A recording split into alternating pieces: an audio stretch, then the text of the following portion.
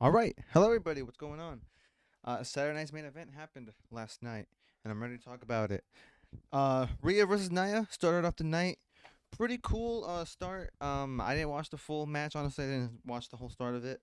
I noticed from the videos afterwards that when they're doing the little announcer thing, fucking Nia Jax when headbutts Rhea, dope ass start. Honestly, I fucks with that. I think that's pretty fucking cool. Um, she does a hurricanrana attempt during the middle of the match. They kind of go fight back and forth between each other.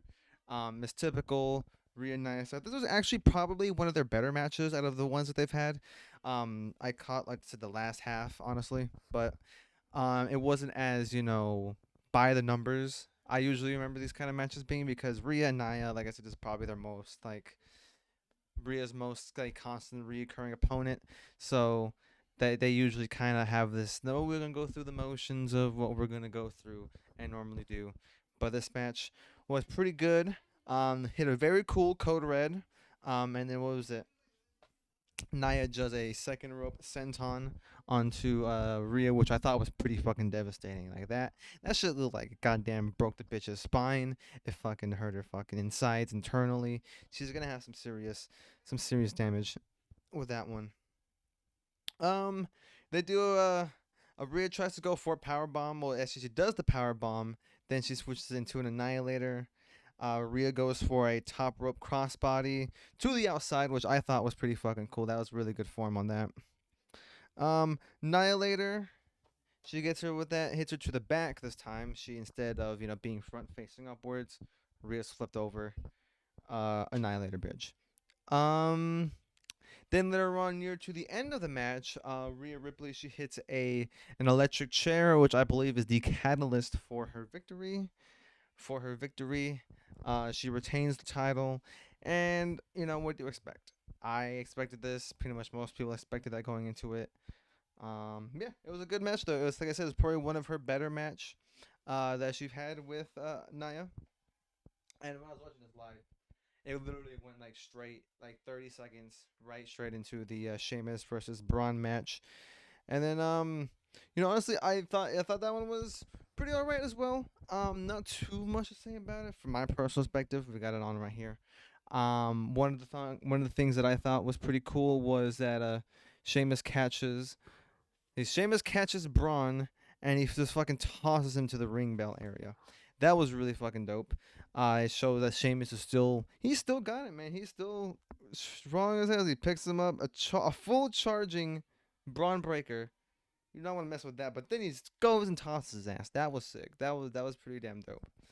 Um, and honestly, I'm really glad to see Sheamus kind of in this position. It was really, kind of the match that I wouldn't say that Sheamus needed, but definitely the match that more so Braun Breaker needed to really show off more of his prowess because they've been building him up really fucking good. Like right there, the spear, the charging spear when Sheamus went to go dive off. That was what I'm about to talk about next.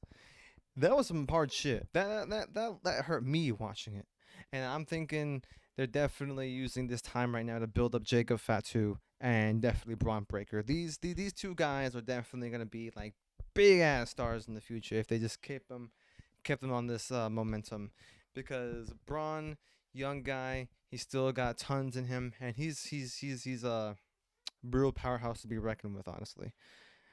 Sheamus gets 16 of the chest hits, goes into a Celtic cross, and then Steiner is a bro kick counter, which I found was really cool. Goes for the big ass Celtic cross. That was really fucking high. I imagine his back is gonna be feeling that for a while. Um, bro kick. Then he goes with Sheamus. He goes back into a bro kick, trying to taunt for it, right? But then his ribs give out because bro got fucking beat up. The ribs give out. Braun goes for a massive shoulder tackle. He gives him one bro kick right there. This is literally the moment that I'm talking about. Braun gets bro kicked. Goes for that. He ends up getting the fucking rope. That was fucking funny. I loved the commentary as well by Jesse Ventura. He was like, the ref noticed it right after he put his leg up. He counted to three, then he saw. I thought it was Jesse Ventura on commentary is priceless. They should have had him Honestly, most of the night, I feel like some of the other matches, even the Cody confrontation thing with Kevin would have been great if they had Jesse on that. Um, then Braun wins. That broke a counter, then a spear. Really good stuff. I'm really hyped with what they're doing with Braun because he's literally gonna be one of the next big future stars, honestly. And him and Jacob gotta watch out for those motherfuckers. Then we go into the contract signing, which oh my god, how the hell does WWE continue to do it? Make these contracts. You would think something as dull as a contract signing. What could it be? But now this WWE. So we're gonna do it up.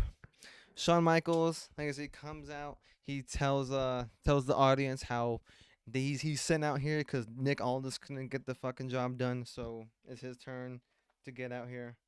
Um, Kevin comes out in a hilarious Cody sucks egg shirt.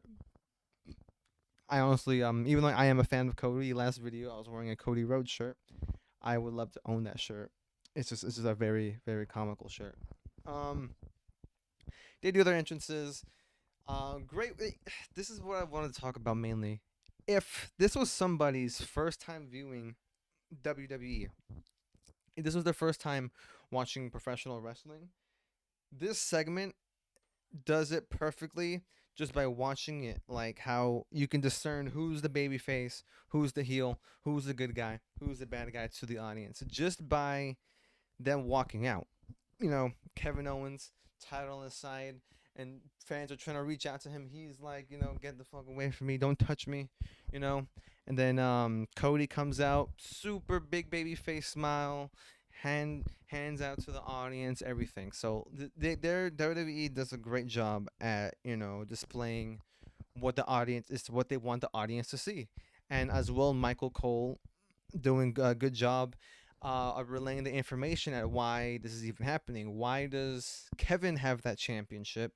As he said, he explains as he's walking out. He stole that championship from Cody at the first Saturday Night's main event last month, and they've been doing all this and that afterwards. Really good, solid work on all of them. For really just portraying the product in the proper way that it should, getting across what the fans should be seeing. Very, very good stuff. And this is probably one of the most intense contract signings of my life of my life I've ever seen. I love Kevin's promo. Gave me some fucking chills. How he's like, when times got tough and you quit. Times got tough, you quit too, Sean. I'm not gonna, I'm gonna be a more prestigious Universal champion than anybody has ever been. I'm bringing more prestige and more uh, pride into this title than you ever have, and I think you're the jealous one, Shawn Michaels. That was fucking dope. That was fucking dope, man. Um, I really love how Kevin Owens is so believable on the mic. His microphone skills are superb, honestly. Like he really gets like a fucking 5 star for me out of this one, just on this promo segments alone, because he's just so able to convey these feelings that in the most realistic way possible. Like the way he started off the segment, he's like, Cody, one thing that really pissed me off what you said last night, that Kevin Owens takes 10 out of 10, he takes the easy way out. And that just the way he died, this the dialogue it's so believable. It's such a believable dialogue between people, and it leads into um Cody saying he's had enough. You know what I mean? People didn't. Shawn Michaels didn't return tonight to hear you talk, to do all this and that.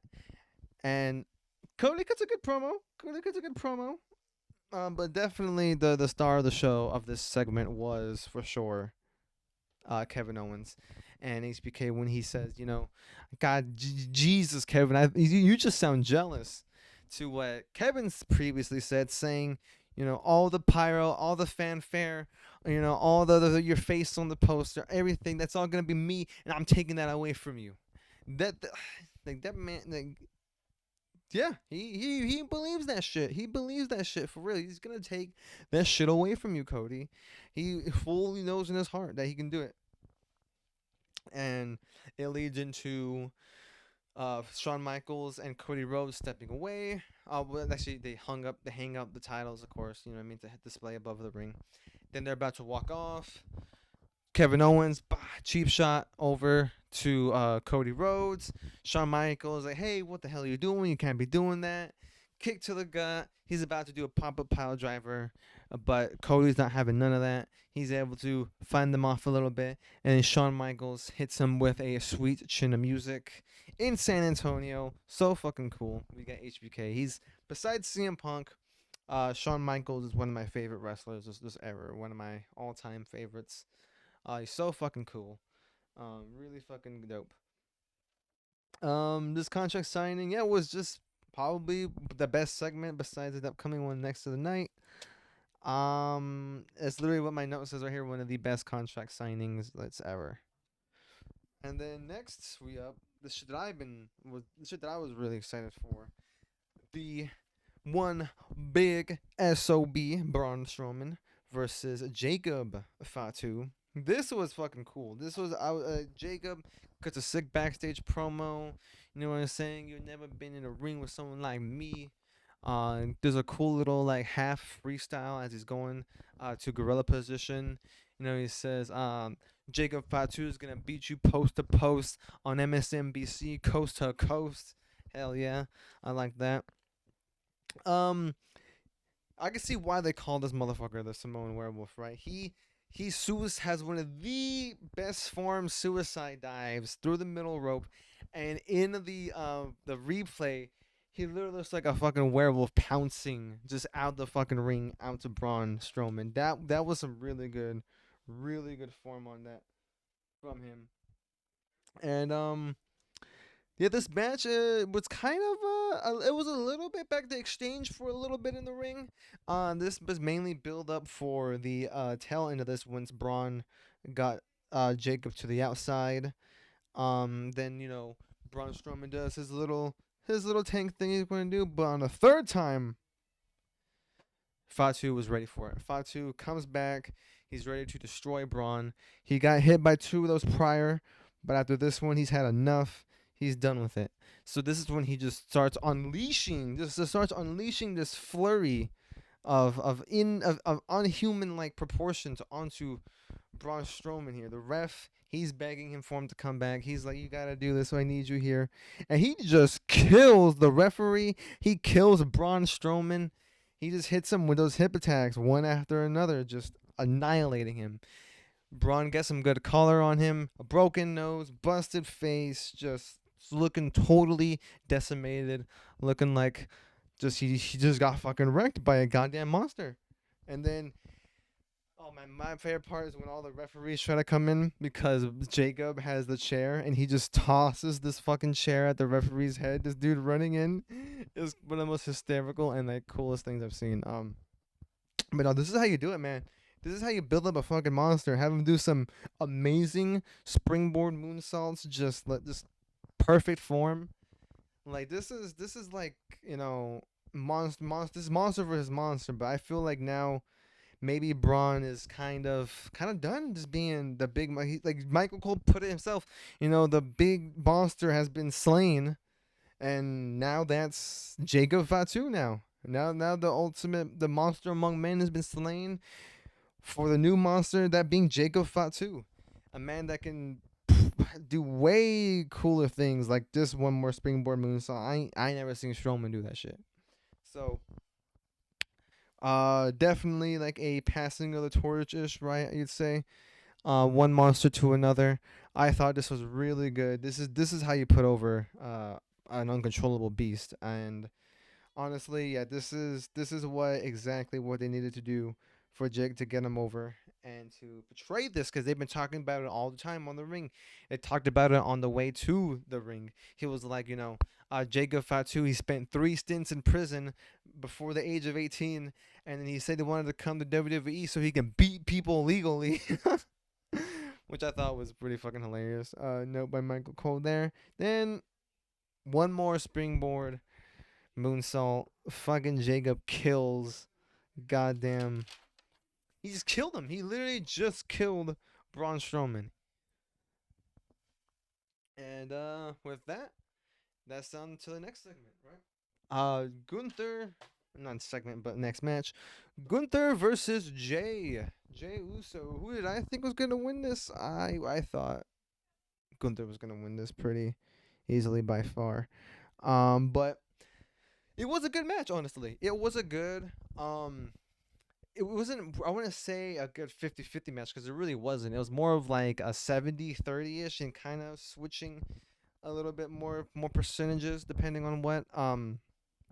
But no, Jey Uso, he put out a really good effort against Gunther, and you can tell by the end of the match, Gunther, the way that he was looking at Jey Uso, he was actually impressed. He gained some respect for Jey Uso, like how Jay said on Monday Night Raw last week. You know, you might not respect me now, but at this match, you're gonna put some respect on my name after I beat your ass. And he really did put a fucking beating on Gunther. Gunther was shocked most times during this match because there were times where it literally looked like Gunther had it. His classic, two foot drop kick, missile drop kick, power bomb combo, his 2 move combo usually puts the motherfuckers out. Usually gets them done. But no, Jay was able to withstand that shit and was able to counter that and get some momentum, build back up.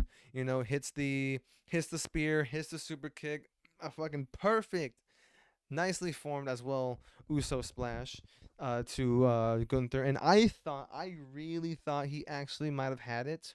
Like I'm like, there's no way for it. Like, in my head, like there's no way they can do Jimmy Uso as the champion, and so in my head I'm like, this is close. This is really really close, and uh, it was actually kind of insane how what was it when I started noticing too, like the fans were like when he was getting that offense in and he was building up that momentum to go get to the Uso splash. The fans were just going crazy, just they were standing up, they were waiting. I saw so many people in the front row just like with their phones out, ready to see Jey Uso win it. And god damn, that's how you build a fucking babyface too, man.